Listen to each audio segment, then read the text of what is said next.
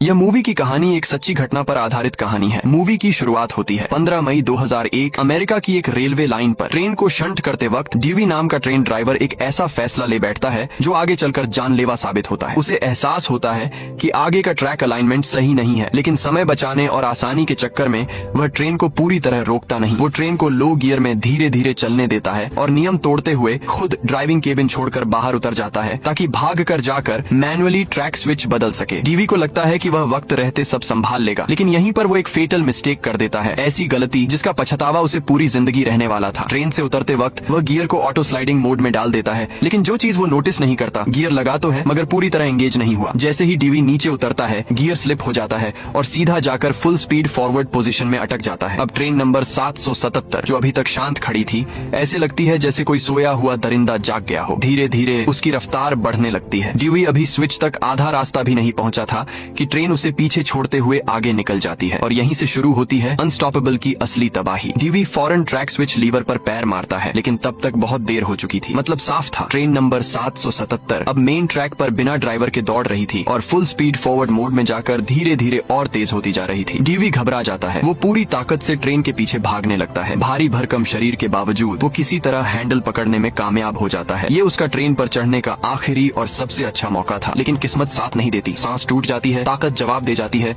और वो फिसल कर नीचे गिर पड़ता है। अब हालात बेकाबू हो चुके थे। 29 डिब्बों वाली करीब 13,000 टन वजन की स्टील की दानव ट्रेन रेलवे ट्रैक पर पागलों की तरह दौड़ रही थी, हर सेकंड और तेज और तेज। रास्ते में जो भी सामने आता वो सब कुछ कुचलते हुए आगे बढ़ती जाती है। लेकिन हैरानी की बात ये थी कि डीवी अब भी खतरे की गंभीरता को पूरी तरह समझ नहीं पाया था। वो सीधे डिस्पैच ऑफिस पहुंचता है और अपने सीनियर को सारी बात बताता है। वो कहता है, सर मैंने ट्रेन को स्लाइडिंग गियर में डाला था, इतनी तेज तो नहीं जा सकती। उसे जरा भी अंदाजा नहीं था कि ये गलती पूरे अमेरिका की सबसे खतरनाक रनअवे ट्रेन घटना बनने वाली है। लीडर पूछता है, ट्रेन की स्पीड कितनी है? टीवी जवाब देता है, सर 20 किलोमीटर तो एच से कम होगी। ये स्पीड वाकई ज्यादा नहीं लगती। इसलिए लीडर भी ज्यादा सीरियस नहीं होता, बस हल्की सी डांट लगाता है और कहता है, गाड़ी निकालो, ट्रेन को चेस करो। लेकिन जैसे जैसे वो लोग आगे बढ़ते हैं सच्चाई सामने आने लगती है। ट्रेन और तेज होती जा रही थी और उनकी गाड़ी उसे कैच ही नहीं कर पा रही थी। काफी दूर तक पीछा करने के बाद भी उन्हें 777 ट्रेन का नामो निशान तक नहीं दिखता। अब जाकर सबको एहसास होता है कि मामला कितना खतरनाक हो चुका है। लेकिन सबसे डरावनी बात अब सामने आती है। जिस डायरेक्शन में 777 ट्रेन दौड़ रही है, उसी ट्रैक पर सामने से आ रही है एक टूरिस्ट ट्रेन जिसमें 150 बच्चे सवार हैं। दोनों ट्रेनें आमने सामने की दिशा में बढ़ रही हैं। इस स्पीड पर अब पैसेंजर्स को इवैक्यूएट करने का समय भी नहीं बचा। अगर कुछ नहीं किया गया तो कुछ ही देर में भीषण टक्कर तय है। डिस्पैच रूम में हड़कंप मच जाता है। लीडर तुरंत टूरिस्ट ट्रेन के ड्राइवर को कॉल करता है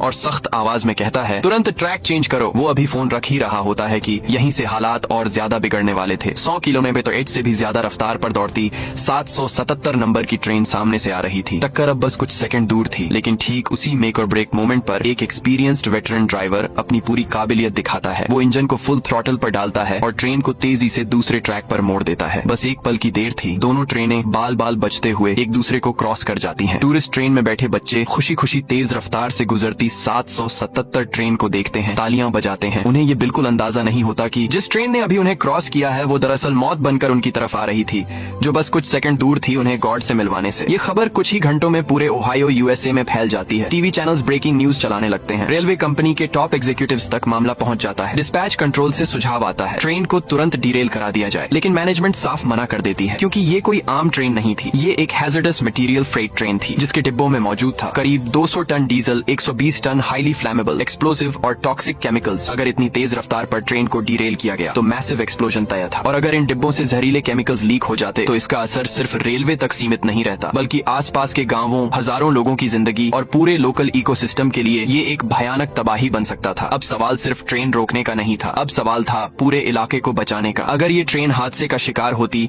तो कंपनी को कम से कम $100 मिलियन सिर्फ एनवायरमेंटल पोल्यूशन फाइन के तौर पर चुकाने पड़ते और साथ ही कंपनी के शेयर सीधे क्रैश कर जाते। अब पूंजीपतियों की सोच साफ थी, इतना बड़ा नुकसान बिना फाइट किए कैसे एक्सेप्ट किया जाए। तुरंत एक इमरजेंसी मीटिंग बुलाई जाती है। कुछ ही देर में एक रिस्क फील्ड प्लान तैयार किया जाता है। प्लान ये था, एक लोकोमोटिव इंजन को आगे से लो स्पीड पर चलाया जाएगा ताकि पीछे से आती 777 रनवे ट्रेन उससे टकराए। टक्कर की ताकत से ट्रेन की स्पीड कम कराई जाएगी। ये तरीका बेहद खतरनाक था, लगभग सुसाइड मिशन। लेकिन इस मिशन को सौंपा जाता है एक एक्सपीरियंस्ड वेटरन इंजीनियर को, फ्रैंक बार्न्स। फ्रैंक जानता था कि ये काम जानलेवा हो सकता है, फिर भी वो अपनी जान दांव पर लगाकर इस ऑपरेशन के लिए तैयार हो जाता है। एक के बाद एक कई जोरदार टक्करों के बाद आखिरकार असर दिखता है। 777 ट्रेन की रफ्तार जो 100 किलोमीटर एच से ऊपर थी, थी वो घटकर करीब 60 km/h पर आ जाती है। लेकिन खतरा अब भी टला नहीं था। अब शुरू होता है प्लान का दूसरा फेज। एक ड्राइवर को हेलीकॉप्टर से ड्रॉप किया जाता है जो चलते हुए ट्रेन में घुसकर ड्राइविंग कैबिन का कंट्रोल संभालेगा। लेकिन जैसे ही वो केबिन में पैर रखता है उसी वक्त दोनों इंजनों के बीच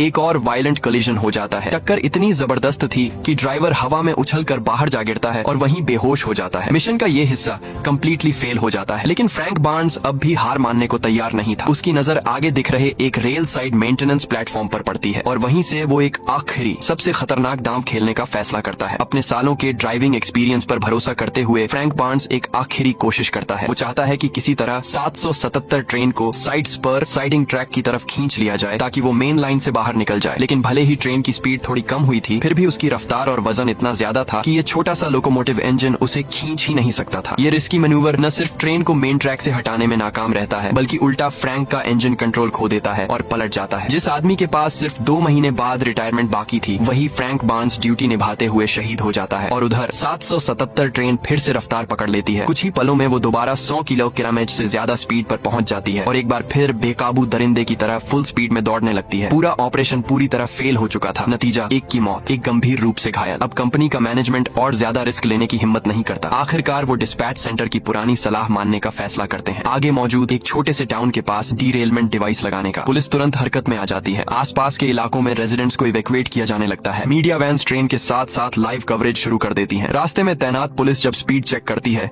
तो एक और चौंकाने वाली सच्चाई सामने आती है। 777 ट्रेन 70 माइल्स पर आवर पर दौड़ रही थी, यानी करीब 120 किलोमीटर। अब सारी प्रिपरेशंस पूरी हो चुकी थी। अगला कदम या तो इस बेकाबू ट्रेन का अंत होने वाला था या फिर इतिहास की सबसे खतरनाक रेल डिजास्टर सामने आने वाली थी। अब बस इंतजार था कि 777 ट्रेन डीरेलमेंट पॉइंट तक पहुंचे। लेकिन तभी एक और खतरा सामने आ जाता है। आगे से एक एम्प्टी फ्रेट ट्रेन आ रही थी जिसमें सिर्फ 2 ड्राइवर मौजूद थे। एक था experienced veteran engineer Frank Barnes और दूसरा पहला ही दिन काम पर आया रूकी विल कोल्सन। जब उन्हें रनअवे ट्रेन की सूचना मिलती है तब दोनों ट्रेनों के बीच 10 किलोमीटर से भी कम दूरी बची होती है। किस्मत से बीच में एक साइड ट्रैक साइडिंग लाइन मौजूद थी। फ्रैंक बार्न्स तुरंत स्पीड बढ़ाता है। कुछ ही पलों में उन्हें वो साइड लाइन दिखाई देने लगती है। लेकिन खुशी मनाने का मौका नहीं मिलता क्योंकि सामने से वो स्टील का दानव 777 ट्रेन उनकी तरफ तेजी से बढ़ता हुआ साफ दिखने लगता है। फ्रैंक एक सेकंड भी बर्बाद नहीं करता। वो एक पल पहले साइड ट्रैक में घुस जाता है और इंजन को बचा लेता है। लेकिन ट्रेन बहुत लंबी थी। आखिरी कैरेज पूरी तरह साइड ट्रैक में नहीं आ पाती और 777 की टक्कर से चकनाचूर हो जाती है। जोरदार झटके के बाद जब सब कुछ शांत होता है फ्रैंक पीछे मुड़कर देखता है। ट्रेन का आखिरी डिब्बा पूरी तरह तबाह हो चुका था। लेकिन तभी उसके दिमाग में एक खतरनाक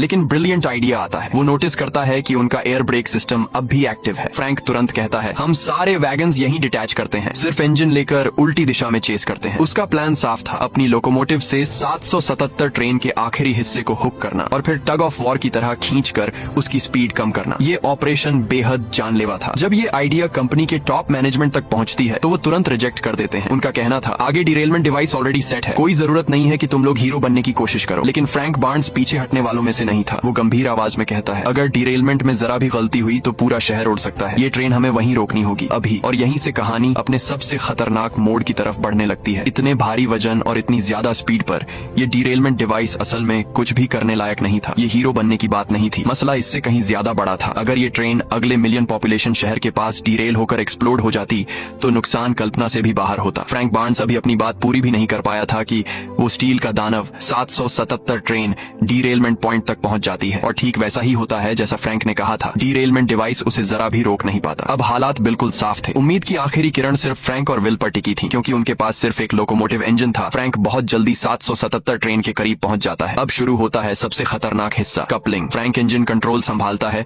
और विल पीछे से गाइडेंस देता है। लेकिन पहली कोशिश पूरी तरह फेल हो जाती है। टक्कर से 777 ट्रेन का आखिरी हॉपर वैगन टूट जाता है और रेल बैलेस्ट पत्थर चारों तरफ बिखर जाते हैं। धूल और पत्थरों की वजह से दोनों को सांस लेना तक मुश्किल हो जाता है। लेकिन वो हार नहीं मानते। दूसरी बार कपलिंग की कोशिश की जाती है और इस बार किस्मत साथ देती है, कपलिंग हो जाती है। लेकिन तभी विल एक गंभीर बात नोटिस करता है, कनेक्टर पूरी तरह लॉक नहीं हुआ था। मतलब एक झटके में सब कुछ फिर से हाथ से निकल सकता था। इसका मतलब साफ था, जैसे ही जोर लगाया जाता कनेक्टर टूटकर अलग हो सकता था। विल कोल्सन बिना एक पल सोचे जान की बाजी लगाकर उड़ते हुए रेल बैलेस्ट के बीच नीचे झुकता है। वो अपने पैर से जोर लगाकर कपलिंग लॉक को किक करता है। किस्मत से लॉक एंगेज हो जाता है। लेकिन उसी पल विल का पैर कनेक्टर में फंस जाता है। तेज दर्द से उसका बैलेंस बिगड़ता है और वो वैगन के किनारे से नीचे गिर जाता है। एक पल के लिए वो सबकी नजरों से गायब हो जाता है। कंट्रोल रूम में बैठी उसकी पत्नी का दिल जोर से धक कर जाता है। कुछ सेकंड बाद एक चमत्कार होता है। विल ने किसी तरह हैंडल पकड़ लिया था, वो नीचे नहीं गिरा। लंगड़ाता हुआ वो फिर से वैगन के आखिरी सिरे पर दिखाई देता है। उसकी पत्नी की आंखों में आंसू और राहत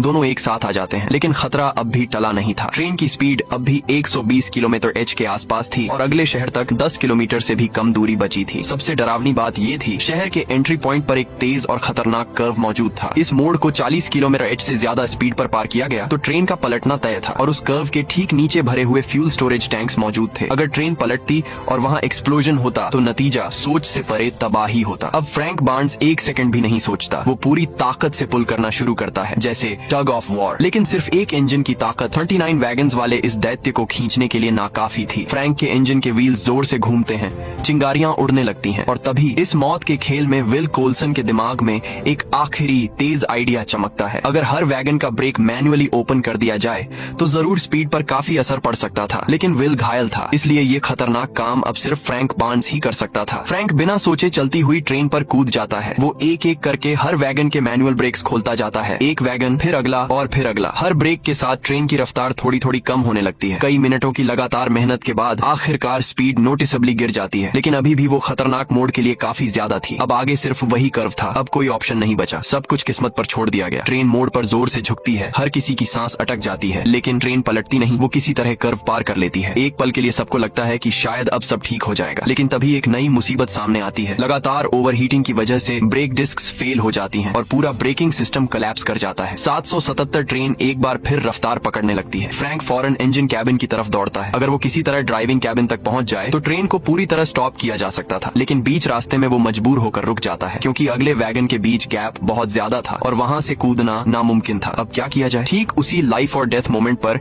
एक पिकअप ट्रक साथ साथ दौड़ती हुई दिखाई देती है। फ्रैंक जोर से चिल्लाता है, विल जंप। विल एक सेकंड भी नहीं सोचता, वो छलांग लगाता है और सफलता से पिकअप ट्रक में कूद जाता है। अब आखिरी दांव लगने वाला था। आखिरकार वो इंजन कैबिन तक पहुंच जाते हैं। स्क्रीन के सामने बैठे हर इंसान की सांसें थमी हुई हैं, सबके हाथ अनजाने में मुट्ठी बन चुके हैं। विल कोल्सन पूरी हिम्मत जुटाता है, सही पल का इंतजार करता है और फिर कूदता है। सब कुछ सेकंड में होता है। हो गया। माय गॉड, जो स्टील का दानव करीब 2 घंटे से ज्यादा मेन ट्रैक पर बेकाबू दौड़ रहा था, आखिरकार रुक जाता है। पूरा इलाका एक बड़ी तबाही से बाल बाल बच जाता है और कहानी यहीं खत्म हो जाती है।